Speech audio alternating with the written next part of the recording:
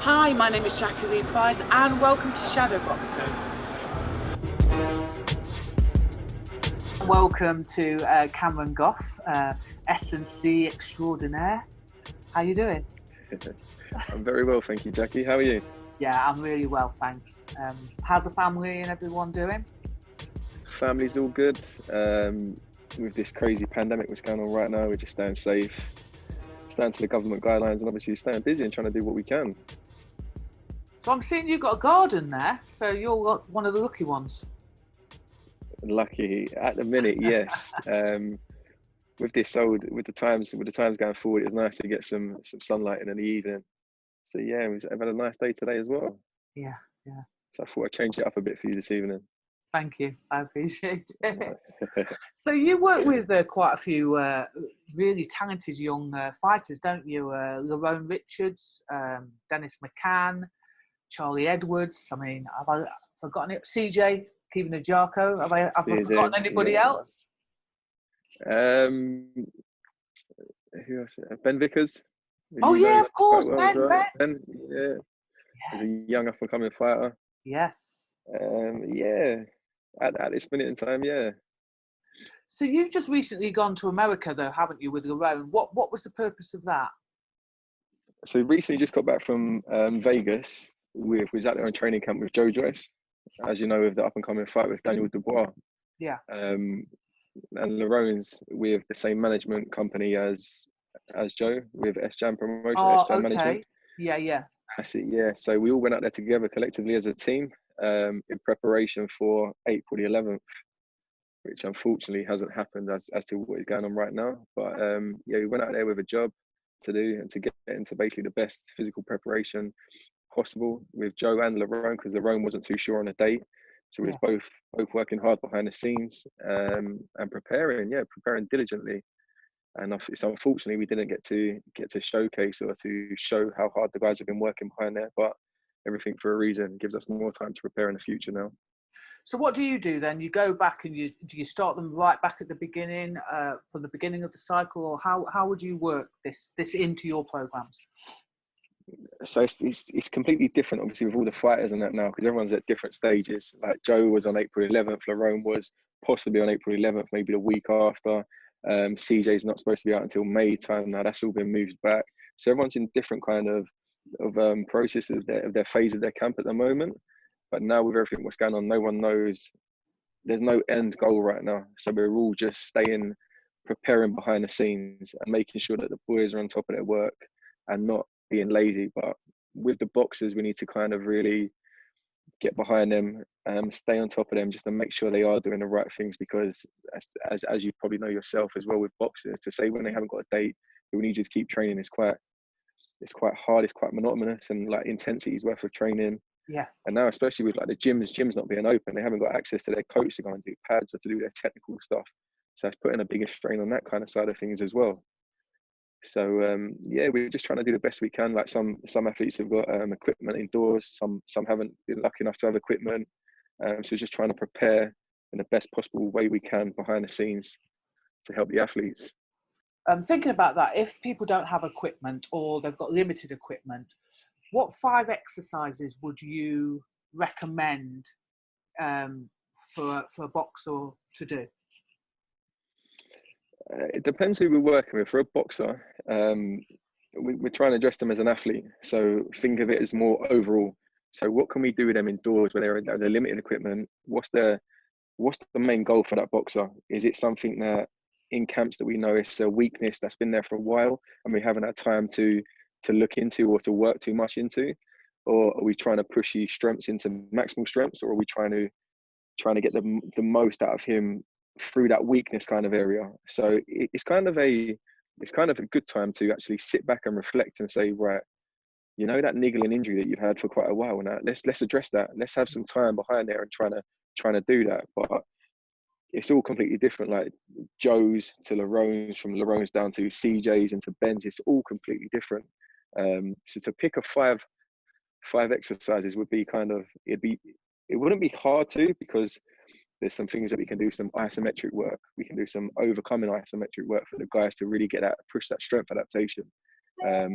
We've got loads of core stuff that we could go and do indoors. We've got the old school bodyweight exercises, which is frowned upon sometimes. Everyone's like, oh, the science and that, we've come a long way from this. But do you know what? It's not one way fits all. What Yes. works for me isn't going to go and work for yourself. Do you know what I mean? So it's trying to have that balance, and trying to speak to the guys after they've done their sessions with limited equipment, and to say, like, how did you find that? Yeah, and obviously if obviously it's quite a new relationship of working with, like, i.e. like someone like Joe, it's like, Joe, how did you get on with doing that? Yeah, do you know what? I found that great. Didn't really like that. Okay, well, maybe we'll add this in and we'll take that away. Yeah. And further on the program and push it along those lines. So have you actually been doing anything online? So obviously there's a lot of people are popping up on social media with their training regimes. Have you done anything online? I've done online slightly, one-to-one with some athletes through FaceTime. When they say, "Oh, Cam, I'm not too sure about this." Okay, great. Let's go on FaceTime and let's go and show you what I mean. So it's been great to have that interaction with them, where I can actually connect and show them, look, no, this needs to be a bit wider. You need to set this up a little bit higher, a little bit lower. So it's been great to have that. I've actually done one live sessions, and that was with Charlie Edwards. Oh, okay. So me and Charlie was talking. Yeah, so we done a session on Instagram the other night on a Wednesday evening. And it was something completely basic. Me and Charlie was talking. He said, Cam, like, how's things? His workouts and that running getting me through the days and that. He said, maybe we should do something together, through like social media. And I was like, oh, you're a bit out of my comfort zone, Charlie. What do you mean? You're not on that training then? Together? Do you know, I was, but because Charlie, he's so fit, he's so well conditioned, he's running day in, day out, he's doing all the right stuff behind the scenes. I was like, do you know what? Let's do it, because we're going to try and get some like general population clients in as well, or some general people that just follow on Charlie's social medias and mine. I said, come in, let's do it. So we set out a nice little session, and we've got everyone involved. We had some right good feedback as well. So it was a little bit out of my comfort zone, but I enjoyed it. I got a good sweat on. I enjoyed the session. I had loads of comments on it afterwards. So I'm glad that people could have something not necessarily really too extreme, having something quite basic, but just changing the timing, the intervals of exercises as well. And plus having me and Charlie there to like coach it through and explain it as well. People kind of got a feel for it, and they got like we got some really good feedback from it, which was good. That's good. So are you going to do any more? I believe we're going to try and do another one on Wednesday. Yes. So if you're on we'll have to try and get you to take part, Jackie. Oh, hold up. No, there's no need for that. There's really no need for that. I'll have a look and see. I'm out of shape. You can be my watchful eye. I'm totally out of shape, trust me. No, do you know what? That's the thing though. We said to the people, we said, look, it doesn't matter what kind of shape, when you haven't got to be an athlete, you haven't got to be this and that. It's just to try and get people together, to try and train indoors by yourself day in, day out. It can be quite tough. So we said, look, let's do it. Let's get as many different people in as we can. Get the kids in, get the mum in, get whoever you can, and just to get moving. Yeah. And so yeah, it was good. I'm camera shy anyway, so. So you just get to watch me and Charlie, so yeah, I'll just do that. There's no excuses. So yeah, just thinking about how did you start? How did you get into S&C? Was it that you were an athlete before, and then this was kind of coming out of the back end of it, or how did you firstly get into S&C, and why boxing? Why did you choose that niche? So with me, when I was through school and going into college and things like that, is I was always passionate about football. Like from when I was younger, I wanted to be a footballer. I wanted to do this. I wanted to do that. Played at a good, half decent level. Never really had what it took to go like full-time professional. Literally day in, day out, I was training, playing football. And then at a young age, I actually went boxing to keep fit for football. Right. So within the pre-season breaks, I used to go boxing to keep fit. So football and boxing has always been my main two sports that I've really enjoyed and been really passionate about. So when I come through college, I started to really try and push my football, and then started to play under like the semi-professional lights. Went into like the Ryman division and things like that, playing football. Enjoyed it, carried on pushing. Then you kind of got to a point where it was a bit like politics in football and players and money and things like that. I thought, you know what, I'm kind of falling out of love with football right now. Yeah. So I was always keeping fit through boxing, and I used to cycle to my friend's house, go to the boxing gym to keep fit. thinking, right, when I get back through pre-season, I'm going to be really fit because I've done loads of boxing, and it really helped me. Yeah. And no matter who you are, what kind of athlete you are, when you go through a boxing gym, you kind of get found out, and it's like, whoa, like, you know what, this Rocky Balboa like shed training, like it's old school. It's like we all need that. We all need to feel that. Yeah. And do you know what? From there, it just sparked my passion even more for boxing, to see some of the guys getting in there sparring, and the guys which would fight at the weekend, and watching them, and I was thinking, like, wow, the dedication, the time that they put into this, like day in, day out, the relentlessness of it. Like I was really passionate about it. I really wanted to do something within football and boxing. And then went through college, went on to university. Didn't really enjoy university, whereas at college, so I kind of come out of university, had some time away, went and done my own studying, went on to my own training courses myself, and then started to go through my badges and things like that with football, and sort of come back into the football lines of things. So I started coaching football, and then like as I was training as well and coaching, players wanted to get individual sessions in with myself, and then it was kind of not necessarily learnt on the job, but then done a lot of research behind the scenes to exploit different measures and working with different athletes. And as time went on, it just got more and more stronger, the relationship with these kind of guys, and they started to push on to bigger and better things. And it was always like, oh, Cam, you've helped me out so much. So it was nice to have that understanding of playing football myself and boxing as well. And then a few boxers started to say, oh, look, I could do with some help. Like, could you help me with this? Could you help me with that? And it was small little steps. And I kind of, from there, went into it. But you've been doing this for quite a while, haven't you? You've done it over 7 years, haven't you? I was having a little look. Yeah.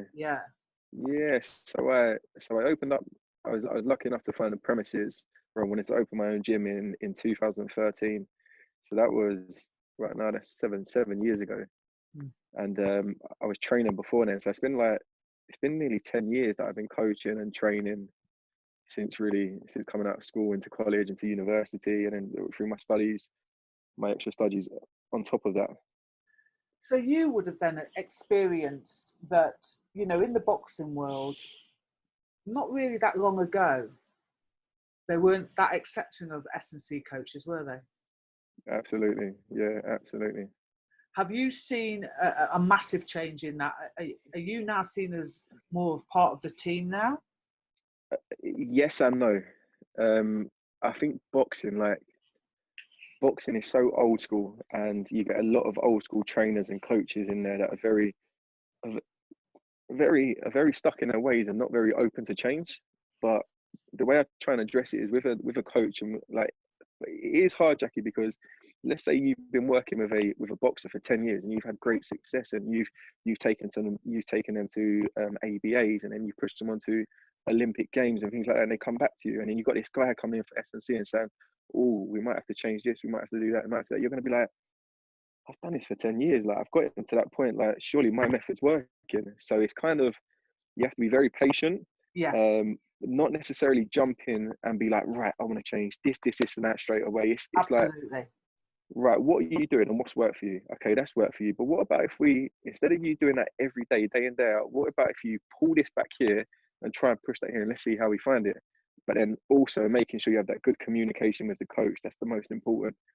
And I think a lot of relationships are broken because if you haven't got that communication with the coach, they don't really get the initial buy-in. And that's what we're kind of looking for as an athlete, as a coach, because S&C is second to obviously their technical stuff and their main skill, which it always should be, because their main skill is to develop their craft in boxing. As an S&C coach, I shouldn't be teaching boxing because, one, because that's not my job, and two, I'm not employed to go and do that. I'm not a skills coach. They should be working on their craft day in, day out with their skills coach, and S&C should accompany that. You were saying you kind of understand it. For me, I'm a coach, I'm a boxing coach, and I think what it comes down to is, yes, you might have taken them to national championships, etc. But if you as a coach aren't educating yourself and keeping up with what's, you know, current, how can you kind of pass A, that information over to your boxer, and B, boxing is our area. I'm actually an S&C coach as well, so maybe not. But do you know what I mean? For most people, that's their area. You just limit the performance of your athlete, right? I think so. Yeah. So For those that don't understand your role, just, kind of give a brief explanation as what does an S&C coach do? So an S&C coach for boxing particularly is to condition the athlete, to basically just to allow them to be able to demonstrate their skill on a day-to-day basis with their coach, and putting it into sparring, into matches, into their performance as well. Basically to getting them ready for battle, and doing the things behind the scenes, i.e. the injury prevention methods, the protocols which we use, from the warm-up into getting an athlete stronger, to getting an athlete more powerful, to getting them more conditioned to his sport. Basically all the kind of stuff behind the scenes which you don't really see. Yeah. I think S&C now is such a open word that it's used quite loosely, and it's like, all right, this and that, and now we've got to throw in this boxing stuff and things like that as well. I think there needs to be a kind of, not a divide, because everyone works together as in a team, this is S&C, and this is the reason why we're doing that, not just because it looks great and this person on social media has got 500,000 viewers on it, and it must do well. So it's kind of just getting the athlete ready for battle, and making sure that they don't injure themselves, they don't peak too early, and using tools in the toolbox which we have. But you were saying about keeping them sort of as separate, but surely with your work you do sport specific stuff as well, don't you? Absolutely, yeah. When the time's right. S&C, like, I'll give you a prime example. Boxers that I worked with in the past, when they first come in, they're gonna be like, oh, when are we doing like shadows with dumbbells, or when are we doing them like landmine throws and things like that? And it's like, that's your specific kind of preparation. We've got 12 weeks here. Like, you told me that you need to get stronger, so do you think by doing these throws and these shots and things like that, they're going to get you stronger? So then they start to ask questions, and then they start to soak up things like a sponge, which is perfect for us as coaches, because they understand the process behind it. Yeah. And that's what you want as a coach. You don't want someone just to be like, right, okay, I've got to do the exercise. Yeah, great. Oh, now you got to do it again. You want someone to kind of buy in and get that understanding of why they're doing it. Let's say an athlete ever leaves me, or he moves countries, he goes to a different team, and it's not frowned upon. And they kind of, at least they've got that knowledge to understand is, I was doing that before and it worked for me, then why can't we be doing it again? And they can maybe pass that knowledge on, yeah, which is good. I think back in the day with boxing coaches, it was very much about that autocratic way of working. I tell you, you do. And then, Absolutely. What's happened is it's developed over the time. Like you say, you give the athlete that piece of information, those gems, and hopefully they'll be able to absorb that and go on and sort of keep that with them. Absolutely. You hit that spot on the head. Yeah, definitely. Do you work with boxers all the way through the year, or do you just work with them with specific cycles? Specific cycles, but now, as you said, now we're getting a lot more buy-in. We're starting to work with boxers more on a regular basis. Before, it used to be, Cam, I've got 8 weeks to a fight, I need to get stronger, I need to get fitter. Mate, you should have been ringing me 8 weeks previous to this. Like, what do you really think you're going to achieve in 6 to 8 weeks? And hopefully my knowledge and what I passed on to them is, they wouldn't ring me 6 weeks and say, Cam, I need this, I need that. So my advice to any boxer is to make sure that they stay consistent, and to stay in the gym, to keep perfecting their craft, but also to stay on top of their S&C as well. And S&C hasn't just got to be about going to the gym and lifting weights. You can go there and go and work on your weaknesses and address your weaknesses and try different things. It's a perfect time. You don't want to try something new out when you've got 6 to 8 weeks of prep. You should be doing that 12 to 14 weeks beforehand, when you've got a long period to go and develop your craft. Because we're in a sport where you're judged on your performances, and each performance, ideally, you want to be progressing. You want to be getting better and better. You don't want to be going the other side of the curve, really. So. And what about what are some of the most common myths surrounding S&C and boxing? Lifting weights makes you slow. But do you know what? There is some truth behind that. Yes, go on. Because if guys with limited experience walk into the gym or go into a bodybuilding kind of gym or a bodybuilding setup, and they're going to see other guys lifting weights and bench pressing heavy loads and things like that, and going through loads of hypertrophy work, then of course they're going to be slow. And if they're doing that 6 weeks, 8 weeks, 10 weeks before a fight, it's not really specific to their craft. Yes. So there is some truth behind it, but having a good S&C coach who knows his stuff and knows what to prepare and knows what to do behind the scenes, his variation of lifting weights shouldn't really make you slow. And if it does, then you probably need to get a new S&C coach. It's true, actually. Yeah. And it would have been unheard of, even up to a few years ago, to have an S&C coach in the changing room on fight night. I mean, what is your role on that night? Is it literally just part of the team, or do you have anything to do before they go out and fight? Yeah, absolutely. So I've been lucky that every kind of boxer that I've worked with, we've had a great communication within the team. There might have been one or two that hasn't really bought into it, and things haven't gone as well as we wanted to. But the reason being is because they're changing their warm-ups when they go into sparring. They're telling it onto their coaches the reason why they're doing this warm-up, why they're going through these mobilization drills, why they're going through this activational stuff and that as well. Yeah. Like boxing's such a relentless sport, and the overuse injuries which occur on a day-to-day basis, they need to be doing something different to what they're doing every single day. You can't just go and skip and then go and spar 10 rounds. Some people are blessed and very lucky enough and are very talented to go and do that. But what if we could bring out an extra 1% to make them perform that little bit better? Then everything is going to start to improve. So in terms of fight night, I've been lucky to work behind the scenes with fight night as into getting some blood flow in with the guys, warming them up, going through some mobilizations, going through activation, making them as loose as possible. Because being loose well, not necessarily being loose, but activating all the right joints and getting some right mobilizations through there is going to increase their power, increase their strength, because they get a full range of shots. They're not tight, they're not stiff. Some boxers build up a lot of nerves and a lot of nervous energy, so they're very stiff. So, okay, now we've been doing this day in, day out, and it's nothing new. These mobilizations, these warm-up drills, you've done these day in, day out, your breathing techniques and things like that, you've done them. So now, before he goes to hit pads, bam, bam, bam, he feels great, and he's doing the right things and ticking the right boxes for that athlete.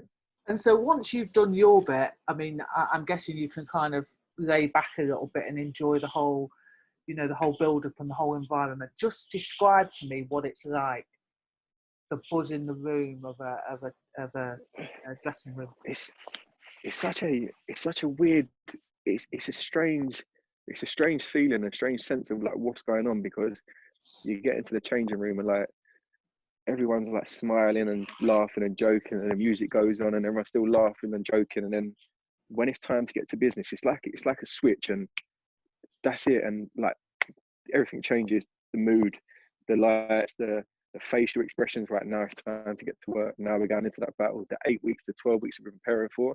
This is the time now. Let's go and hit this everywhere that we need to hit, and let's go and get the job done. Get out of there, stay safe, and do the job. One of the things I've noticed, it goes deadly silent when that flick of the switch happens. It's all like everyone's having a laugh and a joke, and then all of a sudden, and for like no one has said, 5 minutes to 10 minutes to. It's just a gradual quietening of the room. Yeah. And, I've been lucky to be behind, obviously, Charlie winning the WBC World Championships. Being in there, I've been with certain athletes around the country and that as well. And there's been certain times that someone has been a live float, and it's been like, right, you've got to warm up. Oh no, you're going on in 20 minutes now. Oh no, actually, you're going to go on after the next fight. Yeah. So I actually had to warm up 2 or 3 times, cool down, warm up, and go again. And the mood, it's like the adrenaline, the hormones, everything, the stresses. It's like it's up, then it's down, and it's up, and it's down. Then now you've got to go and put on a performance. Yeah. So it's doing that as well, and trying to make sure the athlete, his morale and his focus and his concentration stays on top of it as well. Yeah, most definitely. So let's have a bit of fun now. Who's the strongest out of all your athletes? Who is the strongest in terms of weight category? Yeah. Pound for pound? Yeah. Oh, for the numbers.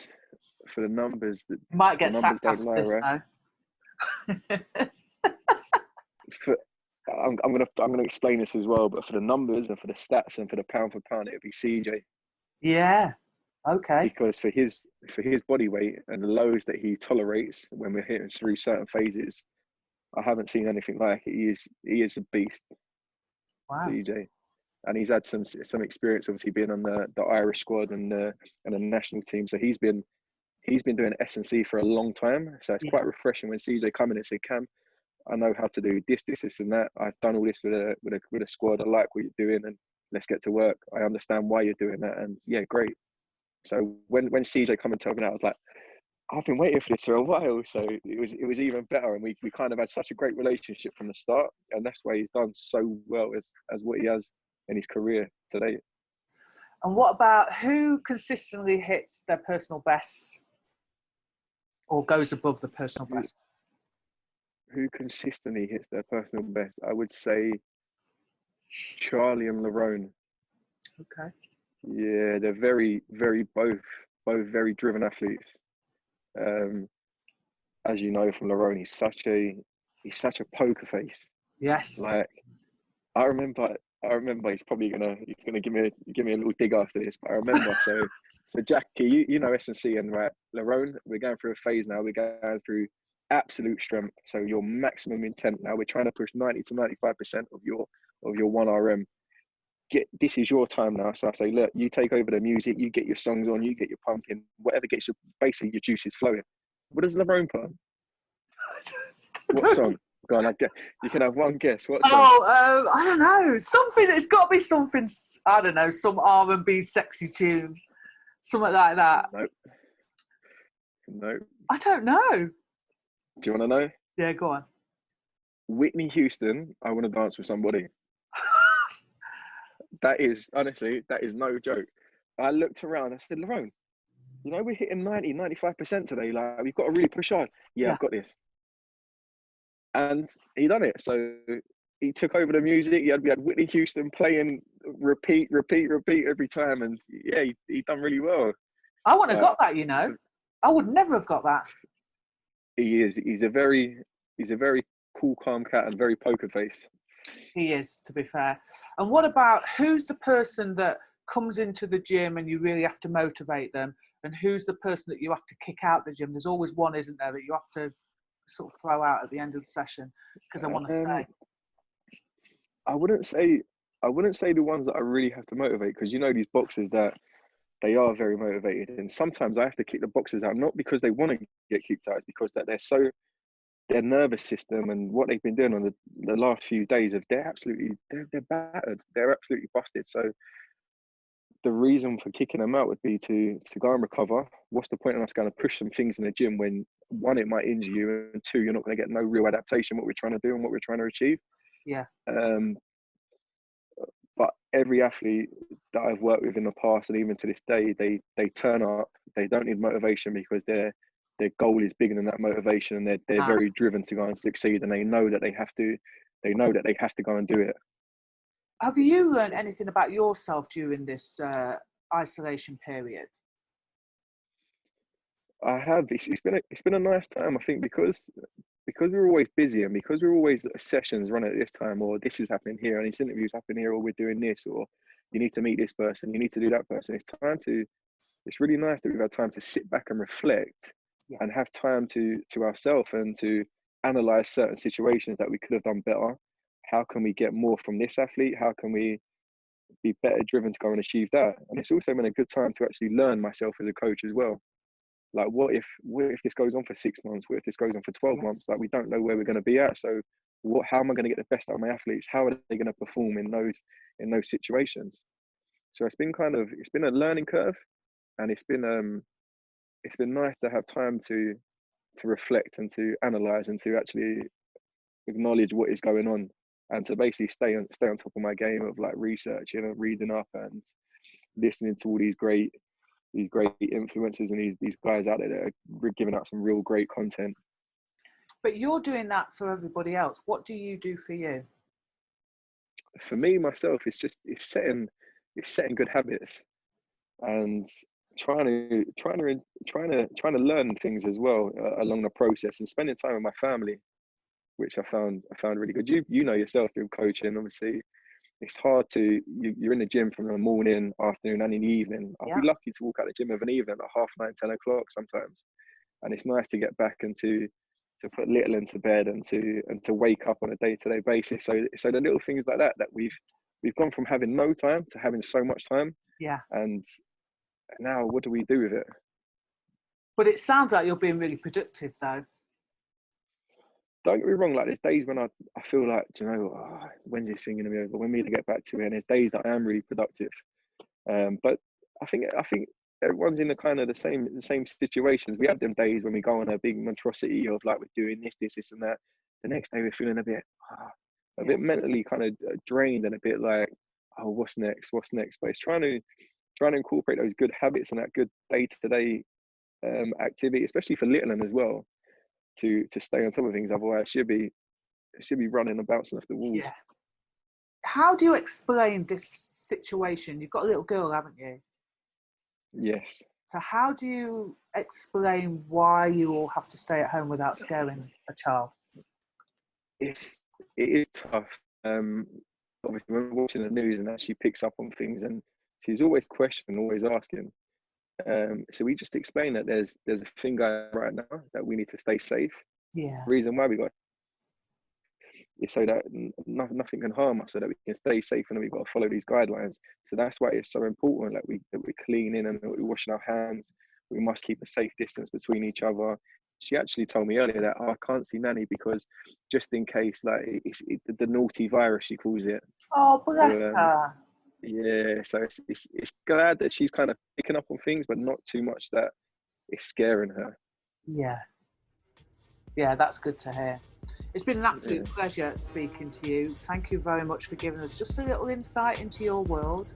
No problem. At least you've got some work to go back to. You don't know when you're going back to it, but I'm sure I will see you around on the circuit. But thank you very much. Definitely. Thank you for having me, Jackie. It's nice talking to you. If you like this video, please go ahead and give it a thumbs up. If you're not a subscriber of Shadowboxer UK, we'd love to see you, so please go ahead and subscribe now.